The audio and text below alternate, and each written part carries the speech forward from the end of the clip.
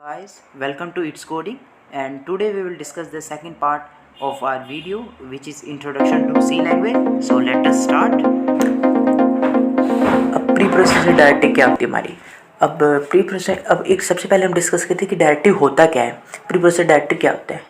अब ये हमारी एक ऐसी चीज़ है जो कि हमारे कोड को कंपाइल होने से सबसे पहले हमारा जो है प्री प्रोसेसर डायरेक्टिव जो ऐसी चीज़ है यही कंपाइल होती है सबसे पहले। बाकी सब मेन फंक्शन वगैरह सब कुछ हमारा जो है बाद में कंपाइल होता है या एग्जीक्यूट होता है। तो ये भी हमारे दो तरीके के होते हैं, एक होता है हमारे पास हैश डिफाइन और एक होता है हैश इंक्लूड। अब हैश डिफाइन डायरेक्टिव क्या होता है। एक जो हमारा हैश डिफाइन डायरेक्टिव होता है, it defines value to a symbolic constant for use in a program. जो हमारा हैश डिफाइन डायरेक्टिव होता है ये डिफाइन करता है एक वैल्यू या एक वैल्यू दे देता है हमारे एक सिंबॉलिक कांस्टेंट को, ताकि हम प्रोग्राम में यूज़ कर सकें।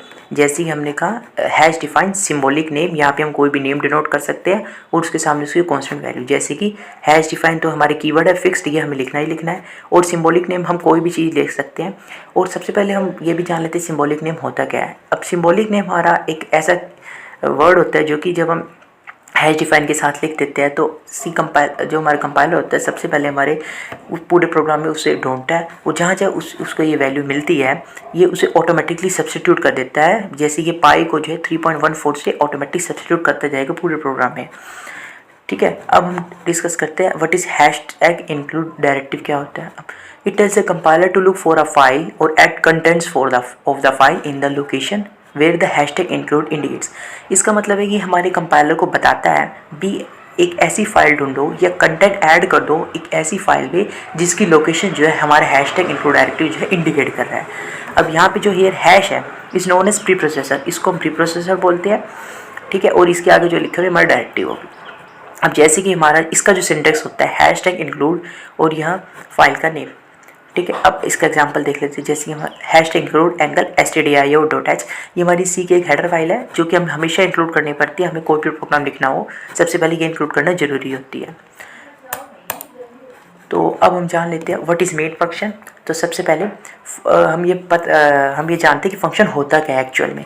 Function is nothing but a set of instructions which is used to perform a specific task. Function as such कुछ हार्ड थिंग नहीं है, बस एक ऐसी चीज़ है, ये हम बोल सकते हैं ये हमारा एक सेट है इंस्ट्रक्शंस का, भी हमें क्या क्या परफॉर्म करना है वो हमने एक चीज़ जगह पे लिख दिया है और उसको एक पर्टिकुलर नाम दे दिया है, ताकि जब भी हमें वो यूज़ करना हो हम डायरेक्ट उस नाम को यूज़ करें और उसकी सारी डेफिनेशन डिक्लेरेशन ये जितनी भी उसके अंदर स्टेटमेंट है वो ऑटोमेटिकली हमारे कंपाइलर को पता लग जाए। अब one important property of function is that function should return a value when executed. एक जो हमारी सबसे मोस्ट इंपॉर्टेंट प्रॉपर्टी जो फंक्शन की हम कह सकते हैं कि वो ये है कि हमारी जो फंक्शन है उसे हमेशा कोई ना कोई वैल्यू रिटर्न करनी ही होगी या वो करता ही है जब भी हम उसे एग्जीक्यूट करें। अगर वो एक वॉइड फंक्शन हो तो बात अलग है, फिर वो कुछ रिटर्न नहीं करेगा आपको, लेकिन बाकी सारे फंक्शन जो है ज़रूर रिटर्न करते हैं वैल्यूज़। अब it's a special function, main जो है हमारा ये ऐसा स्पेशल फंक्शन है which is used by the C systems to tell the compiler from where the program start. ये हमारा एक ऐसा स्पेशल फंक्शन है जो कि हमारा सी सिस्टम यूज़ करता है हमारे कंपाइलर को बताने के लिए भी हमारा प्रोग्राम कहाँ से स्टार्ट हो रहा है। भी हम ये भी बोल सकते हैं कि मेन जो है हमारा एक एंट्री पॉइंट है किसी भी फंक्शन का या किसी भी प्रोग्राम का हमारा एंट्री पॉइंट है, यहीं से हमारा प्रोग्राम जो है चलना स्टार्ट होता है। जैसे कि हम सिंटेक्स देख लेते हैं, इसे हम लिखते कैसे हैं, मेन और हमारी जो है राउंड ब्रैकेट्स और आगे हम इसे कर्ली ब्रेसेस के साथ आगे लिखना शुरू कर देते हैं। Where empty parenthesis indicates that a function has no arguments. ये जो खाली स्पेस है पैरेंथेसिस के बीच में, ये जो स्पेस है यहाँ पे हम वैसी फंक्शंस की आर्गुमेंट्स लिखते हैं, जो कि अभी इसलिए नहीं बता रहे क्योंकि फंक्शन को हम बाद में डिटेल में डिस्कस करेंगे, अब तो ये सिर्फ इंट्रोडक्शन है। ठीक है, तो फिर इसके अंदर अभी सिर्फ आप ये समझ लीजिए इसके अंदर नॉर्मली आर्गुमेंट्स आती है फंक्शन अगर कोई ले रहा होता है, अगर नहीं ले रहा होता तो इसे तो हम इसे खाली छोड़ देते हैं, ऐसा कोई प्रॉब्लम नहीं आती। ठीक है, अब C permits various types of main functions like void main, int main. जो हमारा सी है ये हमें कई तरीके की जो है मेन फंक्शंस को परमिट करता है, भी हमें यूज़ करने देता है। जैसे कि हो गया हमारा वॉइड मेन, इंट मेन, काफ़ी सारे होते हैं, जैसे कि इंट मेन वॉइड हो गया, वॉइड मेन वॉइड हो गया, तो और भी होते हैं। अब हम बात कर लेते हैं basic structure of a C program. ये आपको पता होना बहुत ही ज़रूरी है कोई भी प्रोग्राम लिखने से पहले, सी के अंदर तो स्पेशली, क्योंकि अभी हम जानते हैं कि जो सी है हमारा एक स्ट्रक्चर्ड लैंग्वेज है। तो ये हमारे पास कुल 6 तरीके के होते हैं। एक होता है हमारे पास सबसे फर्स्ट वन पे होता है documentation, header files, symbolic constant, global variables, main function and सब प्रोग्राम सेक्शन। तो सबसे पहले हम देखते हैं डॉक्यूमेंटेशन सेक्शन क्या होता है। It consist of a set of comment lines giving the name of programs and other details. जो डॉक्यूमेंटेशन सेक्शन होता है ये कंसिस्ट करता है, इसमें काफ़ी सारे सेट होते हैं कमेंट लाइंस का, जो कि जिसमें नेम होता है हमारे प्रोग्राम का और अदर फाइल्स हम अदर डिटेल्स हमने लिखी होती है इसके अंदर। फिर हमारे पास जो अगला सेक्शन होता है वो होता है हमारा हेडर फाइल सेक्शन। अब हेडर फाइल सेक्शन क्या होता है? अब header file section provides instructions to the compiler to link function from the system library.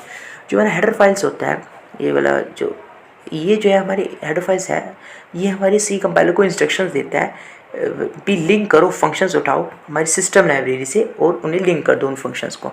Example है जैसे कि हमारे एंगल stdio.h, ये हमारी हेडर फाइल है एक। तो अब हमारे पास जो अगला हमारा है वो है सिम्बॉलिक कांस्टेंट। सिम्बॉलिक कांस्टेंट क्या होते हैं? Symbolic constant are those constant which are encountered then they are replaced by their value automatically by the compiler itself। ये हम पहले भी जान चुके हैं। सिम्बॉलिक कांस्टेंट हमारे वो कांस्टेंट होते हैं जो कि जब हमारे प्रोग्राम में जब भी एनकाउंटर होते हैं हमारे प्रोग्राम को, जब वो कंपाइल होने से पहले जब वो देखता है, जैसे उसे ये मिलता है एग्जीक्यूट करने के टाइम पे, तो वो ऑटोमेटिकली इनकी वैल्यू जो है रिप्लेस कर देता है। अभी जहाँ जहाँ हमारे जो है कंप्यूटर के हमारे कोड के अंदर हमें जहाँ जहाँ पाई लिखा होगा ये इसको ऑटोमेटिकली रिप्लेस कर देगा 3.14 से। तो अब हम डिस्कस कर लेते हैं ग्लोबल वेरिएबल्स क्या होते हैं। Global variables are those variables that are declared in the global declaration section means outside the main function. अब ग्लोबल, एक मिनट, चलिए अब हम बात करते हैं ग्लोबल वेरिएबल्स क्या होते हैं। Global variables are those variables that are declared in the global declaration function. ये हमारे वो वेरिएबल्स होते हैं जो कि हमने जो है ग्लोबल डिक्लेरेशन सेक्शन में ही डाले होते हैं। ठीक है, ये हमारे सिम्बॉलिक कांस्टेंट्स के नीचे होता है ग्लोबल वेरिएबल्स का सेक्शन जो होता है, और मेन फंक्शन से जस्ट ऊपर होता है। ठीक है, अब हम बात करते हैं तो मेन फंक्शन क्या होता है। अब मेन फंक्शन हम पहले ही डिस्कस कर चुके हैं, जैसे कि हमने बात करती कि हमारे एंट्री पॉइंट है किसी भी फंक्शन का स्टार्ट होने का, एग्जीक्यूट होने का, और बिना मेन फंक्शन के हमारा तो प्रोग्राम चलने की सोच भी नहीं सकता, एग्जीक्यूट नहीं हो सकता। और क्योंकि मेन फंक्शन वो में ही हम सारे फंक्शंस को कॉल या यूज़ कर सकते हैं। तो अब अगली हमारा जो लास्ट स्ट्रक्चर है सी प्रोग्राम का वो है sub program section, and it contains all the user defined functions that are called in the main function. अब इसमें हमारे वो सारे यूजर डिफाइंड फंक्शंस होते हैं जो कि हमने मेन फंक्शन में बुलाया रखे होते हैं, जो कि हम बुलाते हैं। सो नाउ अब हम हमारा डिस्कस करेंगे लास्ट टॉपिक इस वीडियो का, जो है कमेंट्स। कमेंट्स क्या होते हैं? अब comments are those statements that are never executed by the compiler. ये हमारी वो स्टेटमेंट्स होती है जो कि कभी भी हमारा सी कंपाइलर एग्जीक्यूट नहीं करता या एग्जीक्यूट नहीं कर सकता, क्योंकि वो इनको जो है नॉर्मली इग्नोर कर देता है। वो कमेंट जो हम इसलिए लगाते हैं हम हमारे प्रोग्राम की रीडेबिलिटी को बढ़ाने के लिए भी हम जान सके, ताकि जैसे कि मैंने आज जो प्रोग्राम लिखा है और आज मुझे उसका लॉजिक पता है, या मुझे ऐसी ऐसी मैंने डेटा टाइप्स उसके अंदर लगा रखी है खुद से बना के, जो कि जिसके मुझे आज तो मतलब पता है, लेकिन कुछ सालों बाद जब मैं उन्हें वापस से रिव्यू करूँगा तो मुझे शायद ना समझ आए उसका लॉजिक उस प्रोग्राम का, तो मैं कमेंट्स का यूज़ कर सकता हूँ। जैसे they are use to make the program readable and understandable. जैसे हमने अभी डिस्कस कर लिया, हमारे प्रोग्राम को रीडेबल और अंडरस्टैंडेबल समझने में जो है आसानी होती है कमेंट से। तो इसका जो सिंटेक्स होता है हमारी कमेंट्स का वो ऐसे होता है कि हमें सबसे पहले स्लैश लगाना होता है, एस्ट्रिक, इसे हम हैस्ट्रिक भी बोलते हैं, स्टार भी बोलते हैं, अंदर टेक्स्ट लिखना होता है, फिर एस्ट्रिक, फिर स्लैश।